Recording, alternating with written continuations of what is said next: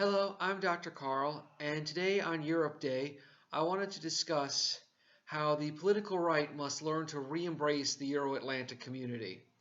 I want to make it clear that I realize there are many right-of-center parties in Europe that continue to strongly support the Euro-Atlantic community, and generally speaking, it seems to be more of an Anglosphere issue where the political right has become reluctant towards the Euro-Atlantic community.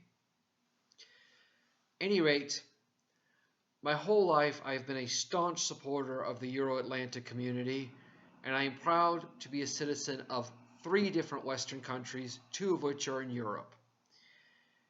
And my whole life, and I'm now in my mid-40s, I have been right of center politically, as I've always been a strong supporter of free market economics, individual freedom, limited government, the importance of the Christian faith, the importance of marriage and the family. And in my youth, back in the 80s and 90s, that didn't seem to be any sort of a contradiction. I was right of center, and I was a strong supporter of the Euro-Atlantic community. But starting in the 90s in Britain, the British Eurosceptics made it harder and harder to the point where we are now for people to associate being right-wing and pro-Euro-Atlantic at the same time. Well, I thought I'd give a little history right now of how it's actually the conservative right that did more to push for Euro-Atlantic integration historically. Britain itself, it was the Tory party that brought Britain into the European Union over the objections of the Labour Party. Later on, in Greece, it was New Democracy that brought Greece into the European Union over the objections of the socialist PASOK. Later on, it was the Conservative National Party that brought Malta into the European Union over the objections of the Labour Party. In Sweden, while the Socialist Party establishment wanted to see Sweden join the European Union, rank-and-file socialists were quite reluctant, and the referendum amongst supporters of the Social Democratic Party was no to joining. It was the right-of-center parties, such as the Moderate Party and Folkpartiet, the People's Party, that really brought Sweden into the European Union. And I can also remember I was living in Bulgaria in the late 90s. There was a now defunct party called the Euro Left, because joining the European Union in Bulgaria at the time was seen as such a right-wing conservative thing, and the left was so against it that their point was, hey, we're on the left, but we actually want to see Bulgaria join the European Union. And I also want to point out some historical conservative leaders that were strong supporters of the Euro-Atlantic integration process. An obvious one being one of my big heroes, Chancellor Helmut Kohl of Germany. He reunited Germany, and he set out to unite Europe. I also want to mention one of the finest leaders the Catholic Church has recently had, Pope John Paul II. He fought to end communism in Poland, and then he fought to bring Poland into the European Union. Indeed, most of the anti-communist dissidents in Eastern Europe strongly wanted to see their countries then join the European Union. I see it here in the Republic of Georgia with strong support for Georgia joining the European Union. I would love that, as it would make me a citizen of the European Union 2 times over. And even more so, it's the political right that has long supported NATO. In the case of the United States in the 90s, Clinton dragged his feet as much as he could with NATO enlargement into Eastern Europe and saw to it that only 3 countries would join.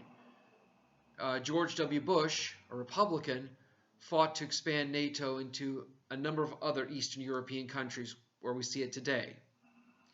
And back in the 90s, the Senate Republicans were much stronger supporters of eastward enlargement of NATO than the Democrats were. Indeed, many Senate Republicans expressed my exact sentiment. My only regret with NATO enlargement into Eastern Europe is that it wasn't sooner, and it's not with more countries. These days, sadly, many Republicans in the U.S. are much more reluctant towards further NATO enlargement. Indeed, some are actually taking Russia's side with regard to the war in Ukraine. Now, I want to emphasize the majority of Republicans in the United States Both elected officials and conservative pundits strongly support Ukraine and are obviously opposed to this disgusting war that Russia is launching in Ukraine. But what gets me is some have become so allergic to any form of international cooperation that they've become indeed almost anti-NATO when we were the ones that always loved NATO. And many of them are making the argument, the same argument that many Democrats in the 90s made, I might add, that, oh, we can't expand NATO because that would upset Russia. And many of them are saying, look at what Russia's doing in Ukraine. We provoked them. My response would be, gee, why do you think Ukraine would want to join NATO so badly? I mean, it's not like they had to worry about a Russian invasion or anything now, was it? And again, I want to say we on the political right need to just drop this allergic reaction to all international cooperation. I agree the left and society in general in the West has suppressed healthy expressions of national pride, which is horrible. Likewise, they have suppressed reasonable discussions about immigration. And as I often say, when you suppress healthy expressions, you end up with unhealthy ones. We need to be allowed to have healthy expression of national pride again. We need to be able to have open and honest debates about immigration. But we should not reject all international cooperation, especially with regards to the Euro-Atlantic community, such as NATO and the European Union. And I would urge all of us to re-embrace these institutions, the ones that many of us helped create, that many of us were the strongest supporters of, that I continue to love and adore with all my heart. I'm Dr. Carl. Happy Europe Day.